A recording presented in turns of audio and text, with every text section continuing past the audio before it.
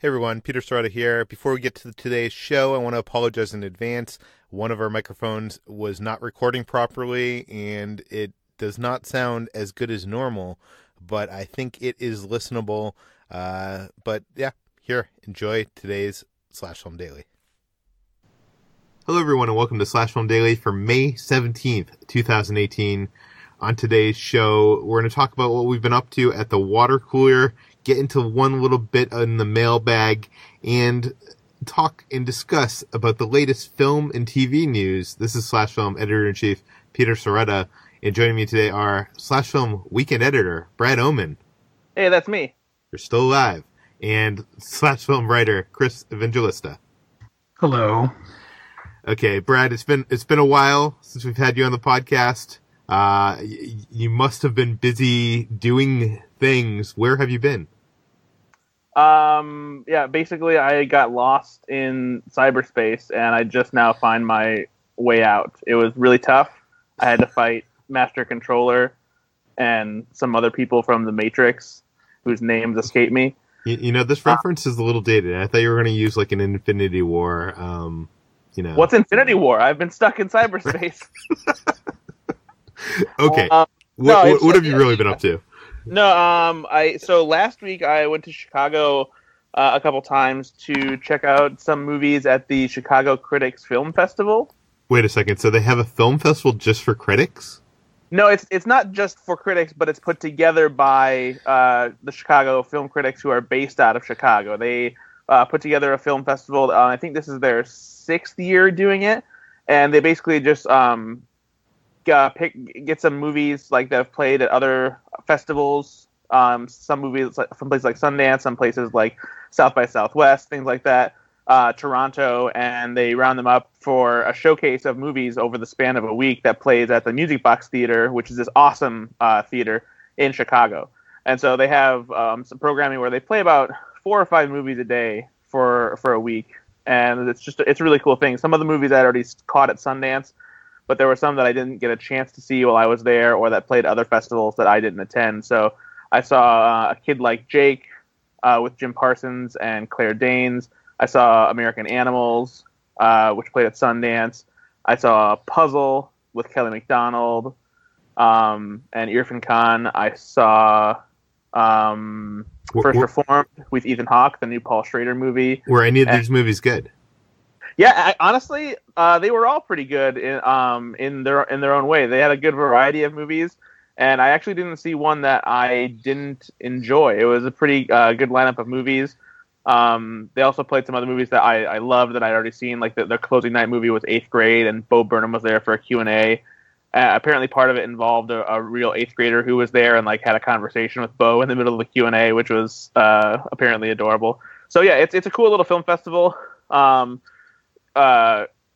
Steve Prokopy, who writes for us occasionally, formerly Capone of Ain't It Cool, is part of the critic circle that puts it together, along with Brian Tallarico and some other Chicago critics. And they put on a really good festival. It's really, really organized, and it's pretty well attended. Even when there was a Cubs game the night of their showing of First Reformed, it was a packed house. So it was a cool festival to check out last week. Very cool. Have you been up to anything else? Yes, I finally got around to watching, or at least started watching, the Amazon series Marvelous Ms. Maisel, or Marvelous Mrs. Maisel, I think it is, and it is fantastic. It is such a good show. I'm 3 episodes in, and it is this very sharply written, fast-talking movie that's set in the world of stand-up comedy at a time when like Lenny Bruce was, being arrested for being super controversial, and people were so easily offended by vulgar language and things like that. It's but like the characters in this show are just so well drawn, and the cast is incredible too. Kevin Pollak's in it. Tony Shalhoub is in it. It also has such a great cast. Tony Shalhoub is in it, as is Kevin Pollak. But the lead, played by Rachel Brosnahan, she's just awesome. She is such a compelling character, and she's immediately likable. She's super funny, and the way she just drives through this dialogue, which is very much in the vein of Aaron Sorkin style dialogue. It's very smart and witty and quick, And the show is just I can't praise it enough. I'm really just in love with it, and so I started working through it when I have some spare time, and I can't wait to see how the season ends. Yeah, I've watched 3 episodes of this, and I somehow got distracted. I co-sign with everything you have said. It's actually interesting to see the lead star Rachel, her career blow up after House of Cards, which I'm not sure if you guys know the story behind this, but she was cast in that first episode of House of Cards by David Fincher, and she was just basically supposed to be a character in one episode that I think had one line in a car, and for whatever reason they decided to make her character like a main character in that series, and she got bumped up from extra casting to one of the leads of the show, and it's great to see her career doing great. But I'll talk about what I have done in the last day. And last night, what I did was I binge watched this new Netflix series called Evil Genius. Actually, I don't think that's the full title. The full title is Evil Genius: The True Story of America's Most Diabolical Bank Heist, because I think there's already a movie called Evil Genius. This is a TV show. It's one of those true crime, kind of like Making a Murderer and that kind of style. And it tells the story of this 2003 case of, I think it was the pizza bomber heist, which, basically a man walked into a bank with a bomb strapped around his neck, demanding money. And it turned, the note basically claimed that, he was kind of kidnapped and put up to this task, and it's the whole story is trying to get to the bottom of was this man acting alone? Was he actually kidnapped and put up to this task by some other people? Who is responsible? It is a very compelling series. It's very well edited with every, I think there's 4 episodes, and each of the first 3 episodes ends on kind of a cliffhanger that makes you want to watch more.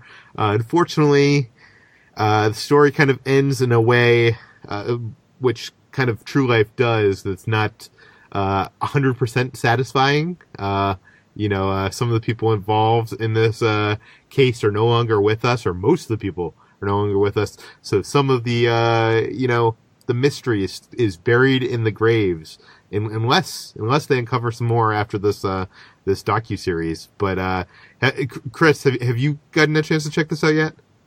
I have. In fact, I reviewed it for a site called slashfilm.com. It's the review is up on our site somewhere.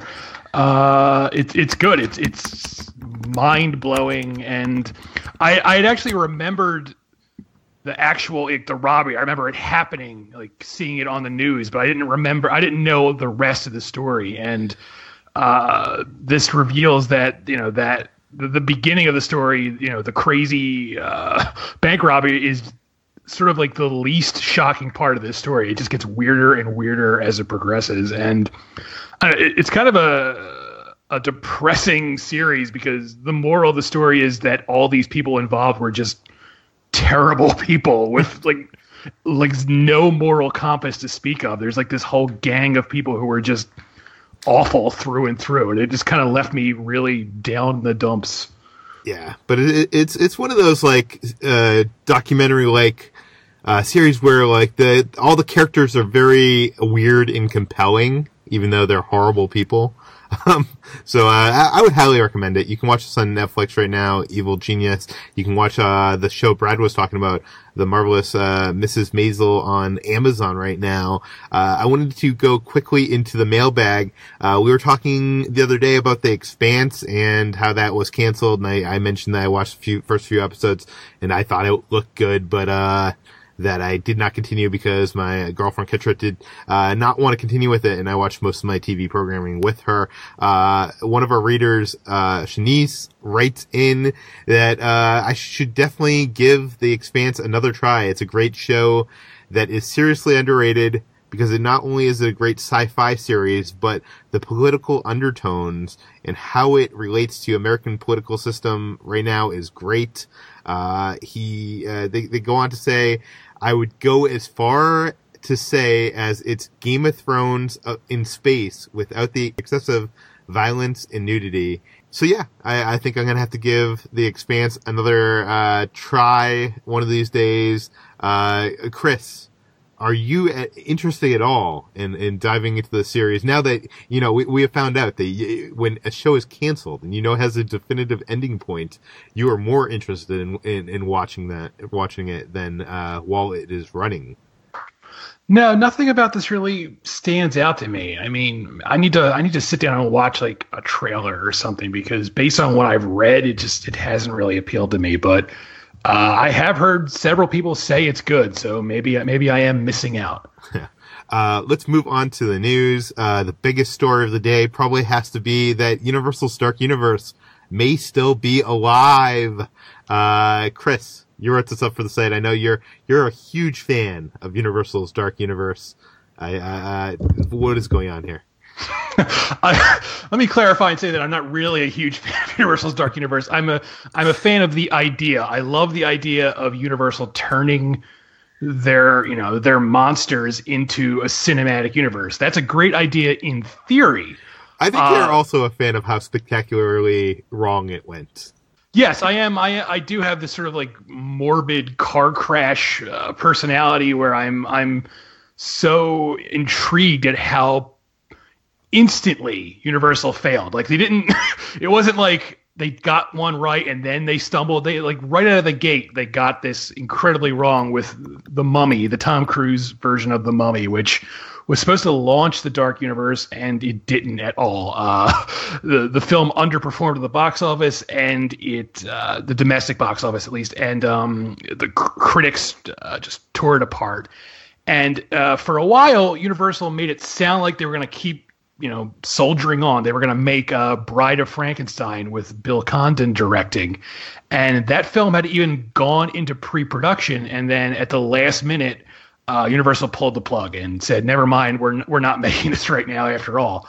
And after that story came out, Alex Kurtzman and Chris Morgan, who were they were running the Dark Universe, they basically left. Not basically, they literally left Universal, and that made it sound like the project was dead. That was the end of the Dark Universe. But recently, an artist named Robert Vargas posted on Instagram that he has been meeting with the Dark Universe team. He doesn't specify exactly who that is right now. Obviously, it's not Morgan and Kurtzman, but someone else is apparently still working behind the scenes, running the Dark Universe. And he says, "Looking forward to contributing to Universal Pictures' legacy with my work. Monster things in the works."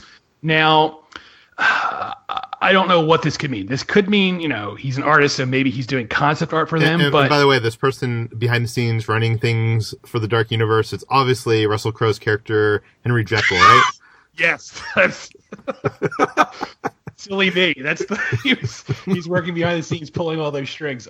So like I said, Robert Vargas, he's an artist, so maybe he's doing concept art. The only thing, and I mentioned this in the story, in his Instagram post, he has a bunch of hashtags, and the very last hashtag he has is LA murals. So the lamest possible outcome for this could be that Universal hired him to paint a big Dark Universe mural, but I don't know why they would even do that, because no one likes the Dark Universe right now, so it seems like a strange thing to do. So I'm hoping this means, they want him to do some sort of concept art, and they're going to try and get this off the ground again. I really don't know.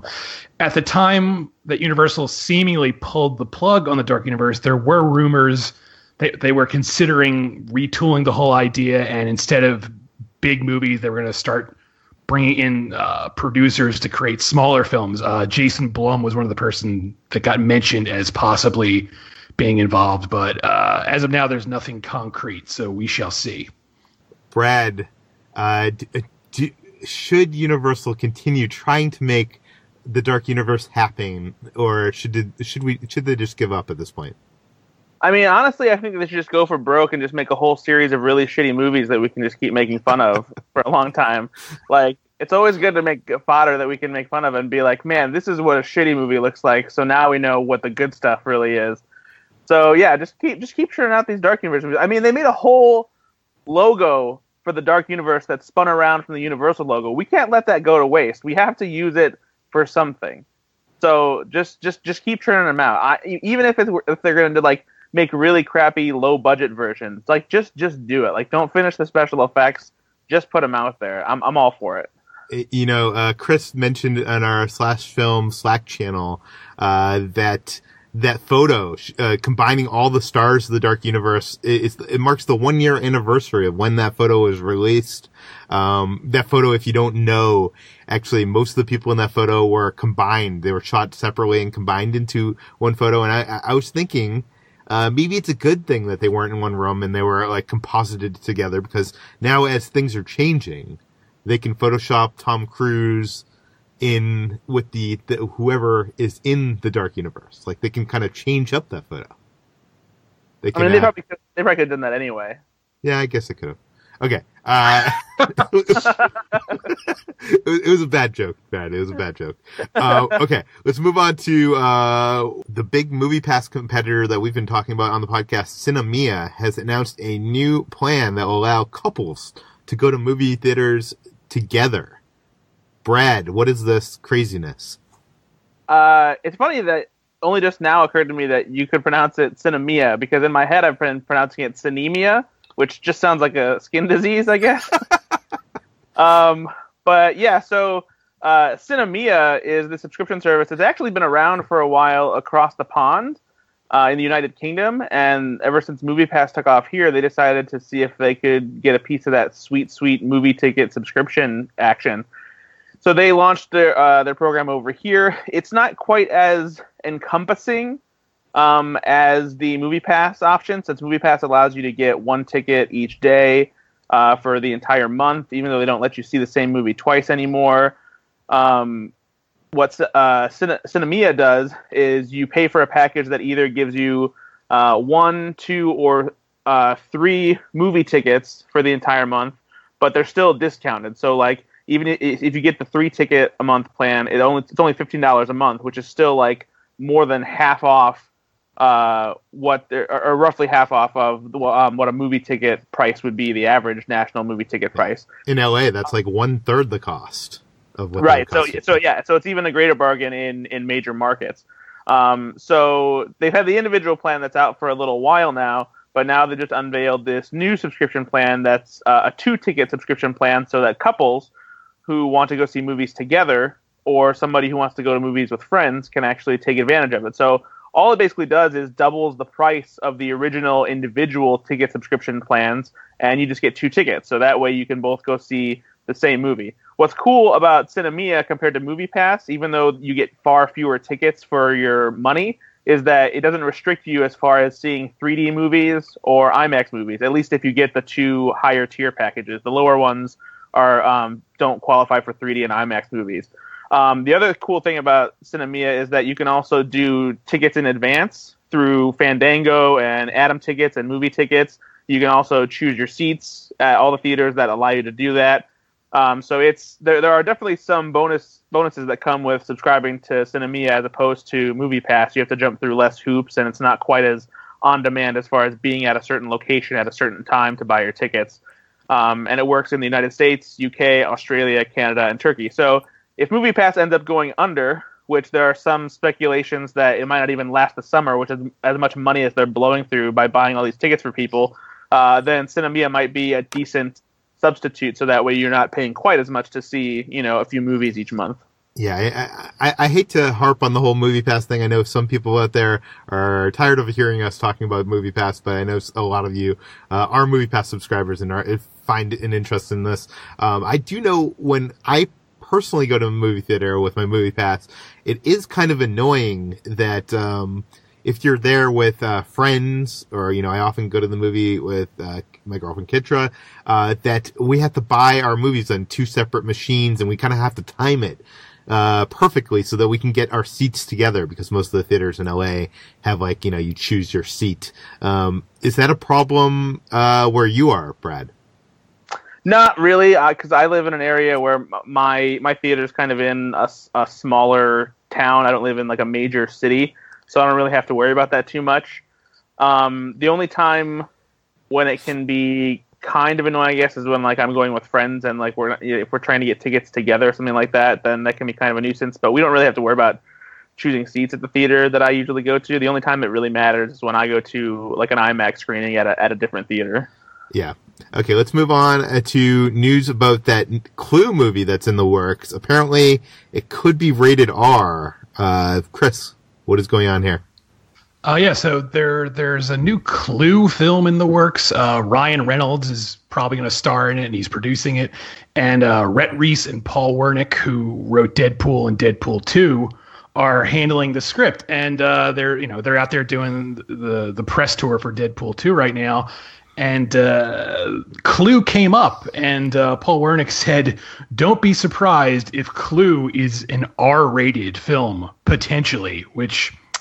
I don't know why you would need an R-rated Clue movie, but sure, why not? There you go. There's going to be an R-rated Clue. Well, if people are being murdered, you need some blood. I guess. I'm guessing it's going to be more for the randy, bawdy jokes, since these are the Deadpool guys, and they love to write those ribald, uncouth jokes that everyone loves. So there's going to be a lot of cussing, I believe, is what they're talking about. They also said it'll have elements of the original Clue movie, the 1985 film, but it's also going to be its own thing. So there you have it. I know there are people who really, really love that 1985 film. So it looks like this film is going to maybe pay homage to that or something like that, but also tell its own story. This is interesting because, everybody I know kind of has a love for that original movie. It's a fun movie. I love how it has like the multiple endings. I just can't imagine anything, besting that in this kind of,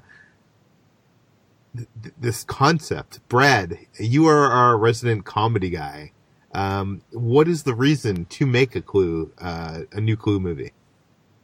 I mean, there's always a reason to remake something that is, 20, 30 years old. There's usually a whole audience, people who are younger who haven't seen certain movies that are a little bit older because they're a little bit dated or because they're not quite as popular. And as far as, standing the test of time and always getting mentioned, Clue obviously has a lot of fans, but it's not a movie like Jurassic Park where it's this iconic movie that, different generations have seen over the years after 25 years of this movie being around.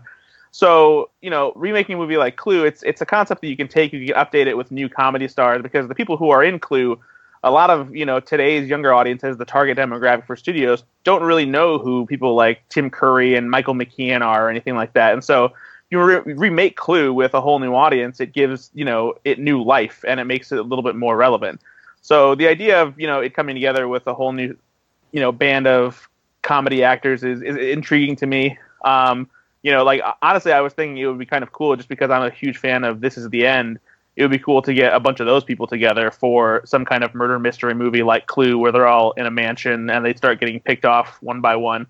But that also sounds like just a remake of This Is the End. So, Yeah. I don't know.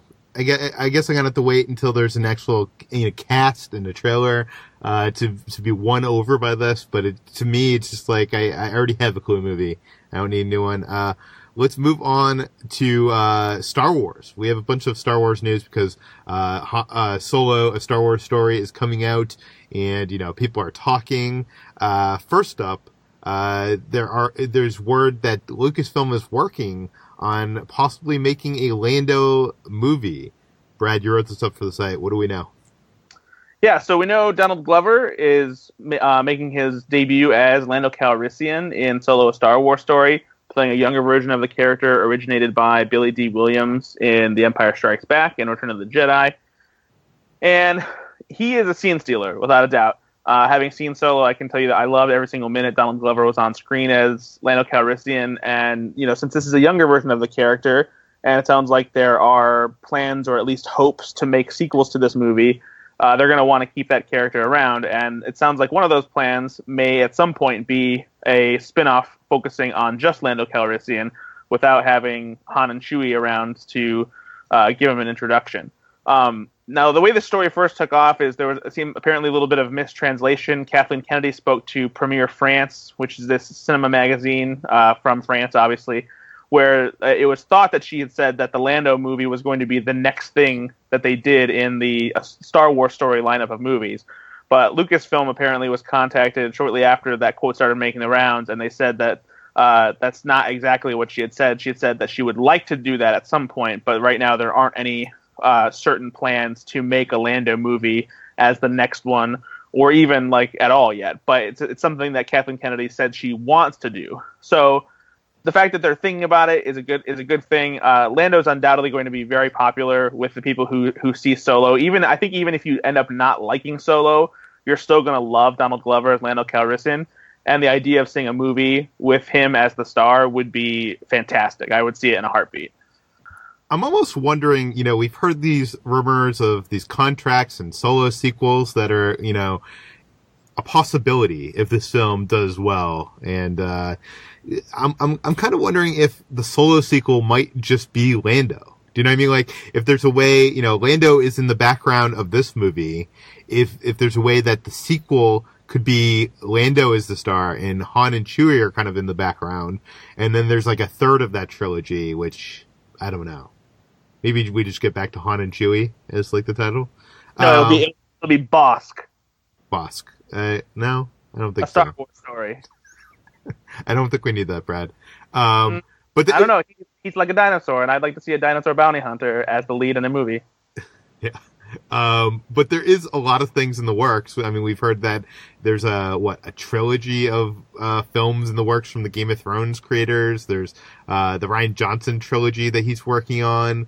There's this supposed Obi-Wan movie, which brings us to our next bit of news, which is TMZ has uncovered a plot synopsis for the supposed Obi-Wan production, which could be our next Star Wars standalone movie. Chris, what do we know? Yeah, so Disney and Lucasfilm haven't made the Obi-Wan movie official yet, but everyone knows it's coming. It's sort of inevitable. It's going to happen.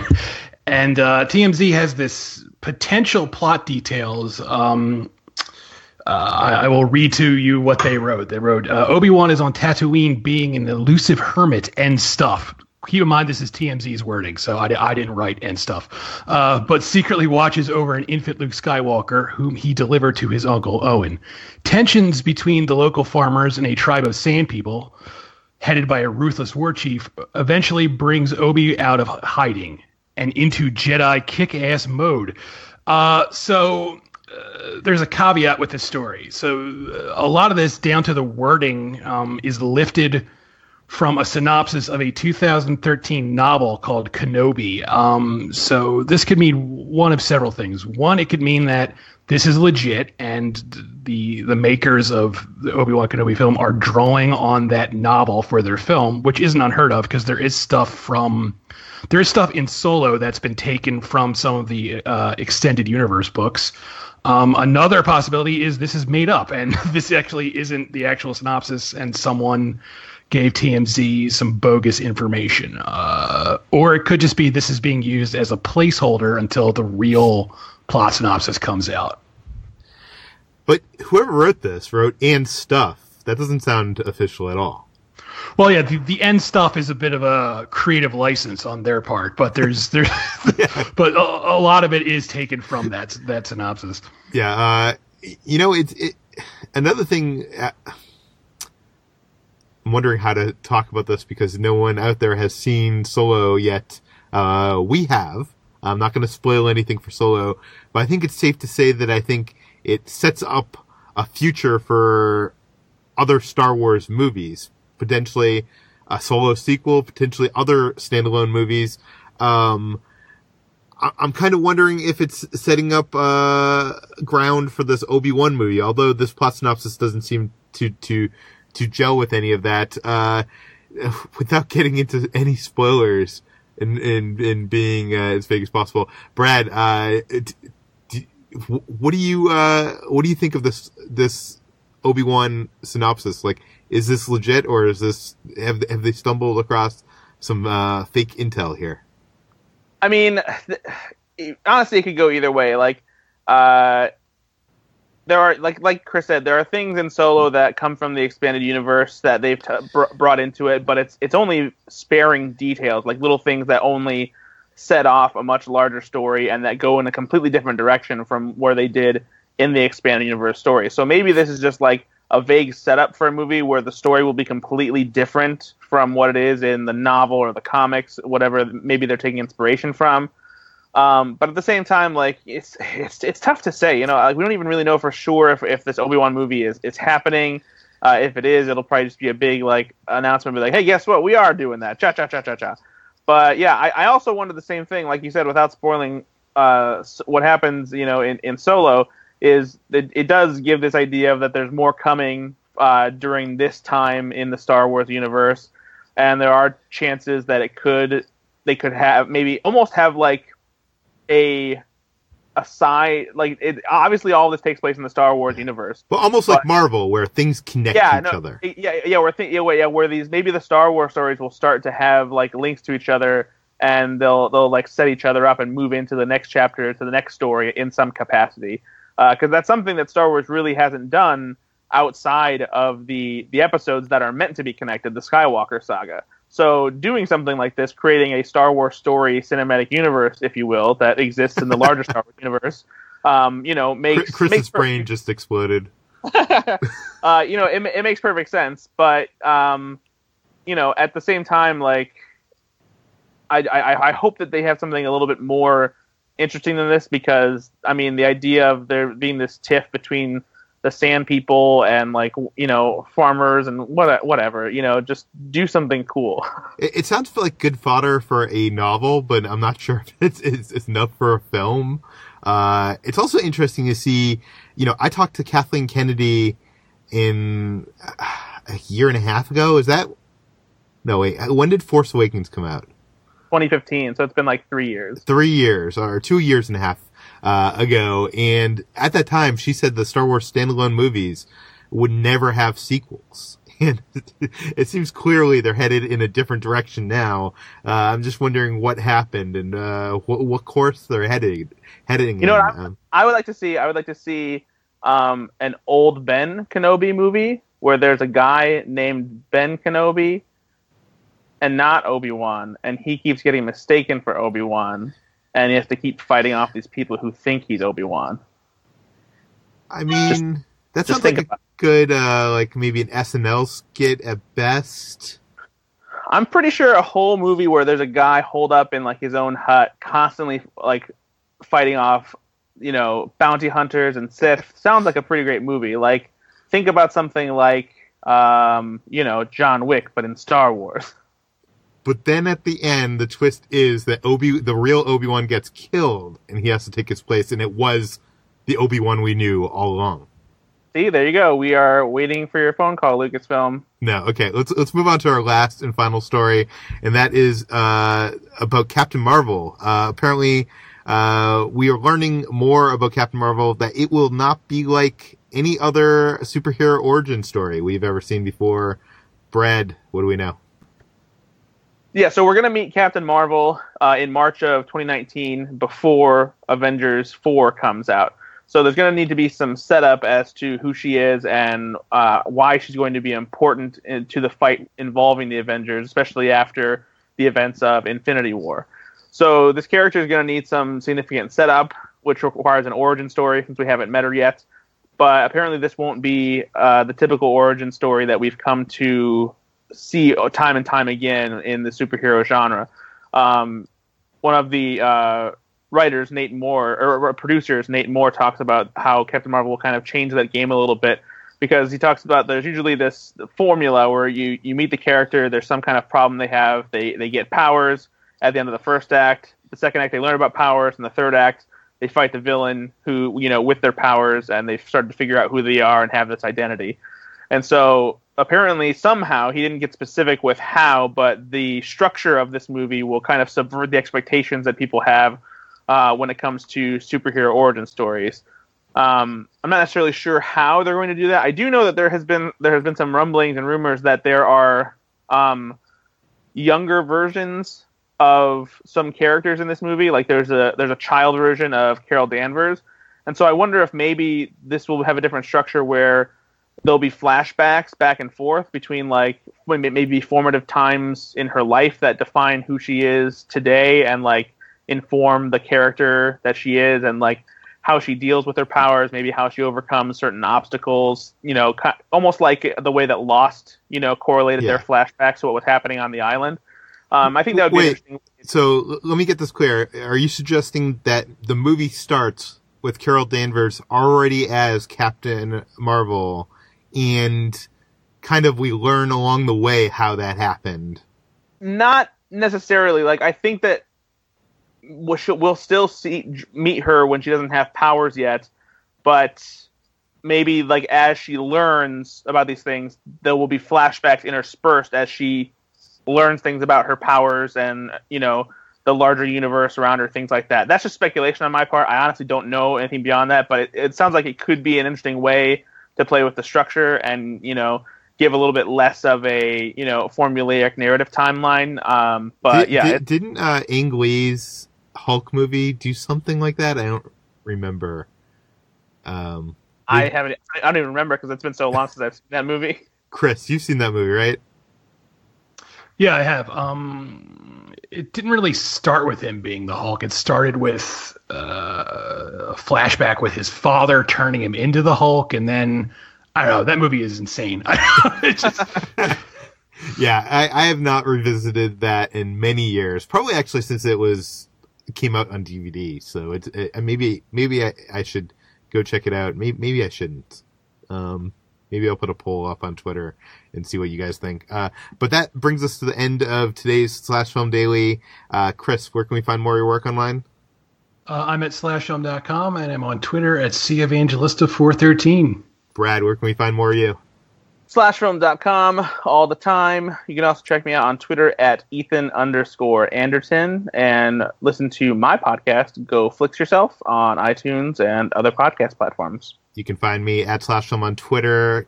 You can find all the stories we talked about today on slashfilm.com and linked in the show notes, including Chris's Evil Genius review. This podcast is published every weekday on iTunes, Google Play, Overcast, Spotify, all the popular podcast apps. Please feel free to send us your questions, comments, concerns, feedback to peter@slashfilm.com. They could end up in the mailbag. And please go rate and review this podcast on iTunes. Tell your friends, spread the word, and we'll see you tomorrow.